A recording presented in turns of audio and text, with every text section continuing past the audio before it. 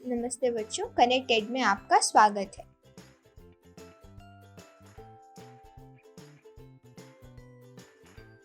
बच्चों, आज हम पढ़ेंगे त्रिकोणमिति के कुछ अनुप्रयोग अध्याय को और सीखेंगे भूमिका। पिछले अध्याय में आपने त्रिकोणमितीय अनुपातों के बारे में अध्ययन किया है। इस अध्याय में हम कुछ उन विधियों के बारे में अध्ययन करेंगे जिनमें त्रिकोणमिति का प्रयोग आपके आसपास के जीवन से जुड़ा होता है। त्रिकोणमिति एक प्राचीनतम विषय है जिसका अध्ययन पूरे जगत के विद्वान करते आए हैं। जैसा कि हम अध्याय 8 में पढ़ चुके हैं कि त्रिकोणमिति का आविष्कार इस बात को ध्यान में रखकर किया गया था कि इसकी खगोलकी में आवश्यकता पड़ती थी। तब से आज तक खगोलविद इसका प्रयोग पृथ्वी से ग्रहों और तारों की दूरियां परिकलित करने में करते आए हैं। त्रिकोणमिति का प्रयोग भूगोल और नौचालन में भी किया जाता है। त्रिकोणमिति के ज्ञान का प्रयोग मानचित्र बनाने और देशांतर और अक्षांश के सापेक्ष एक द्वीप की स्थिति ज्ञात करने में भी किया जाता है। सर्वेक्षक शताब्दियों से त्रिकोणमिति का प्रयोग करते आ रहे हैं। 19वीं शताब्दी की बृहद त्रिकोणमितीय सर्वेक्षण ब्रितानी भारत की एक ऐसी विशाल सर्वेक्षण परियोजना थी जिसके लिए 2 बृहत्तम थियोडोलाइट का निर्माण किया गया था। 1852 में सर्वेक्षण करने के दौरान विश्व के सबसे ऊंचे पर्वत की खोज की गई थी।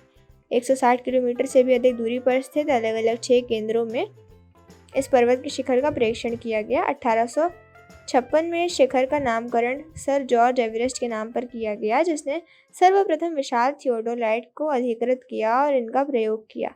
अब ये थियोडोलाइट देहरादून में स्थित भारत सर्वेक्षण के संग्रहालय में प्रदर्शन के लिए रखे गए हैं। इस अध्याय में हम ये देखेंगे कि किस प्रकार वास्तव में मापन किए बिना ही त्रिकोणमिति का प्रयोग विभिन्न वस्तुओं की ऊंचाइयों और दूरियां ज्ञात करने में किया जाता है। ऊंचाइयां और दूरियां। इस आकृति में छात्र की आंख से मीनार के शिखर तक खींची गई रेखा AC को दृष्टि रेखा कहा जाता है। छात्र मीनार के शिखर की ओर देख रहा है। दृष्टि रेखा और क्षैतिज रेखा से बने कोण BSC को छात्र की आंख से मीनार के शिखर का उन्नयन कोण कहा जाता है। इस प्रकार दृष्टि रेखा प्रेक्षण की आंख के उस वस्तु के बिंदु को मिलाने वाली रेखा होती है जिसे प्रेक्षक देखता है। देखे गए बिंदु का उन्नयन कोण उस स्थिति में दृष्टि रेखा और क्षैतिज रेखा से बना कोण होता है, जबकि देखा जा रहा बिंदु क्षैतिज स्तर से ऊपर होता है, अर्थात वह स्थिति जबकि वस्तु को देखने के लिए हमें अपना सिर उठाना होता है। आइए हम आकृति 9.2 में 2 स्थिति पर विचार करें। बालकनी में बैठी लड़की मंदिर की सीढ़ी पर रखे गमले को नीचे की ओर देख रही है। इस स्थिति में दृष्टि रेखा क्षैतिज स्तर से नीचे है। दृष्टि रेखा और क्षैतिज रेखा के इस प्रकार बने कोण का अवनमन कोण कहा जाता है। अतः देखी जा रही वस्तु पर स्थित बिंदु का अवनमन कोण उस स्थिति में दृष्टि रेखा और क्षैतिज रेखा से बना कोण होता है, जबकि बिंदु क्षैतिज रेखा से नीचे होता है, अर्थात वह स्थिति जबकि देखे जाने वाले बिंदु को देखने के लिए हमें अपना सिर नीचे झुकाना होता है। अब आप आकृति 9.3 में बनी दृष्टि रेखाएं और इस तरह बने कोणों को पहचान सकते हैं। ये कोण उन्नयन कोण है या अवनमन कोण? आइए हम आकृति 9.1 को पुनः देखें। यदि आप सही मायने में बिना मापे ही मीनार की ऊंचाई CD ज्ञात करना चाहते हैं तो इसके लिए आपको किस जानकारी की आवश्यकता होती है?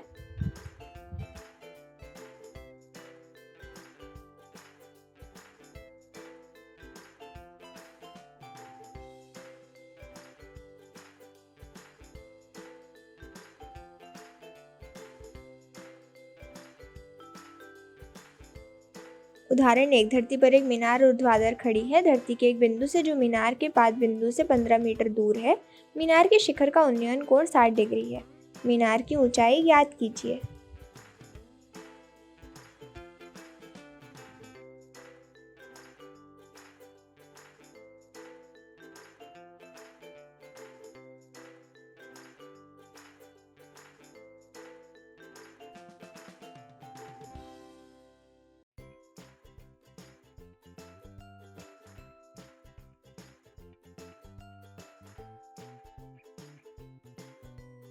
उदाहरण 2। एक बिजली मिस्त्री को एक 5 मीटर ऊंचे खंभे पर आ गई खराबी की मरम्मत करनी है। मरम्मत का काम करने के लिए उसे खंभे के शिखर से 1.3 मीटर नीचे एक बिंदु तक वह पहुंचना चाहता है। यहाँ तक पहुंचने के लिए प्रयुक्त सीढ़ी की लंबाई कितनी होनी चाहिए जिससे कि क्षैतिज से 60 डिग्री के कोण से झुकाने पर वह अपेक्षित स्थिति तक पहुंच जाए? और ये भी बताइए कि खंभे का पाद बिंदु से क्या दूरी होनी चाहिए।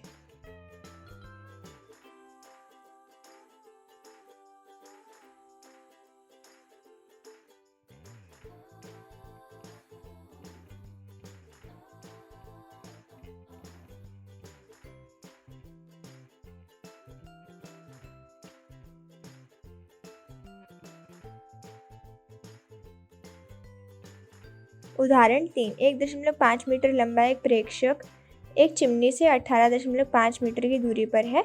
उसकी आंखों से चिमनी के शिखर का उन्नयन कोण 45 डिग्री है। चिमनी की ऊंचाई बताइए।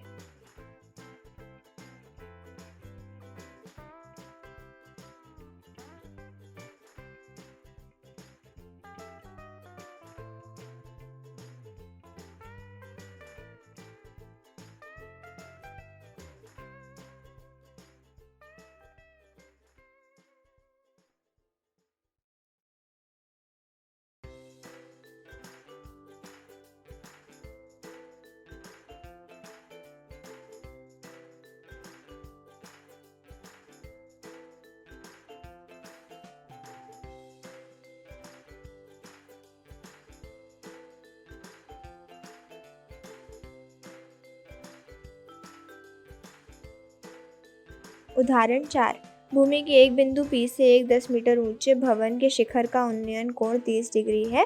भवन के शिखर पर एक ध्वज को लहराया गया है और P से ध्वज के शिखर का उन्नयन कोण 45 डिग्री है। ध्वज दंड की लंबाई और बिंदु P से भवन की दूरी ज्ञात कीजिए।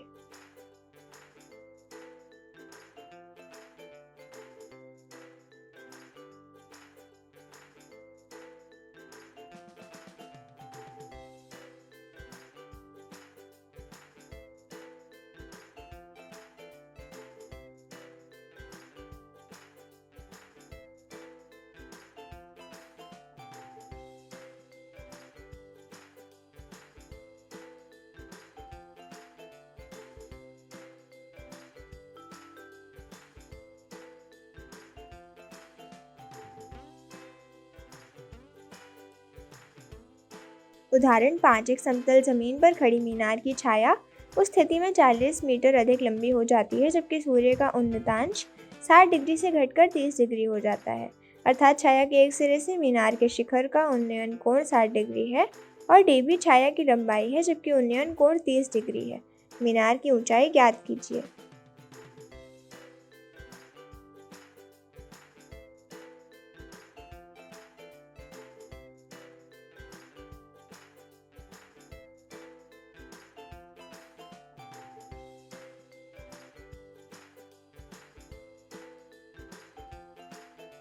उदाहरण 6, एक बहुमंजिल भवन के शिखर से देखने पर एक 8 मीटर ऊंचे भवन के शिखर और तल के अवनमन कोण क्रमशः 30 डिग्री और 45 डिग्री है। बहुमंजिल भवन की ऊंचाई और दो भवनों के बीच की दूरी ज्ञात कीजिए।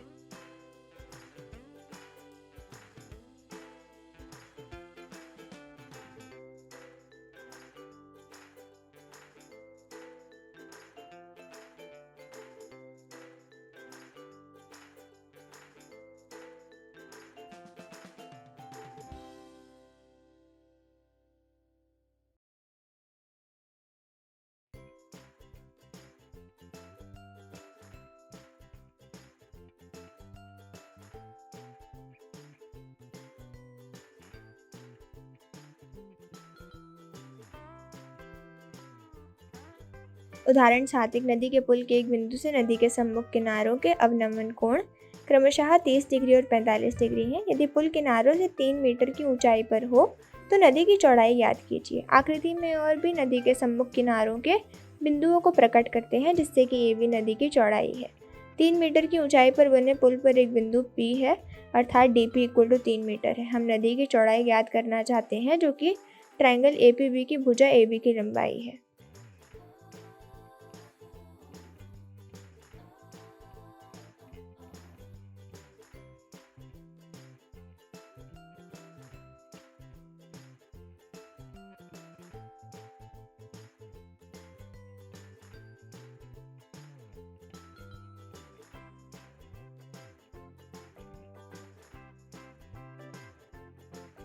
छात्रों, आशा है कि आपको ये पाठ अच्छे से समझ आया होगा। अपना ज्ञान जांचने के लिए प्रश्नावली 9.1 स्वयं हल करने का प्रयास कीजिए।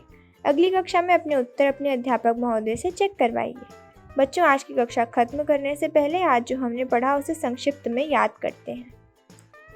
1. दृष्टि रेखा प्रेक्षक की आंख से प्रेक्षक द्वारा देखी गई वस्तु के बिंदु को मिलाने वाली रेखा होती है। देखी गई वस्तु का उन्नयन कोण दृष्टि रेखा और क्षैतिज रेखा से बना कोण होता है, जबकि यह क्षैतिज स्तर से ऊपर होता है, अर्थात वह स्थिति है जबकि वस्तु को देखने के लिए हमें अपने सिर को ऊपर उठाना होता है। देखी गई वस्तु का अवनमन कोण दृष्टि रेखा और क्षैतिज रेखा से बना कोण होता है, जबकि क्षैतिज रेखा क्षैतिज स्तर से नीचे होती है, अर्थात वह स्थिति है जबकि वस्तु को देखने के लिए हमें अपने सिर को झुकाना पड़ता है। 2. त्रिकोणमितीय अनुपातों की सहायता से किसी वस्तु की ऊंचाई या लंबाई या दो सुदूर वस्तुओं के बीच की दूरी ज्ञात की जा सकती है।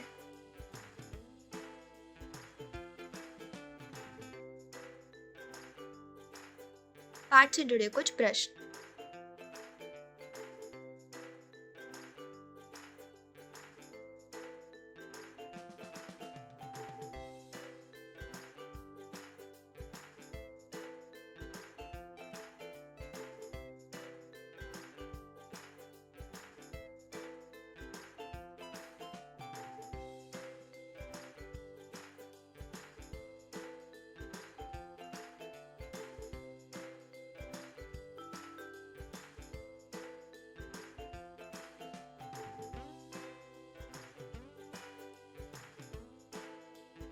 प्रश्नों के उत्तर इस प्रकार हैं।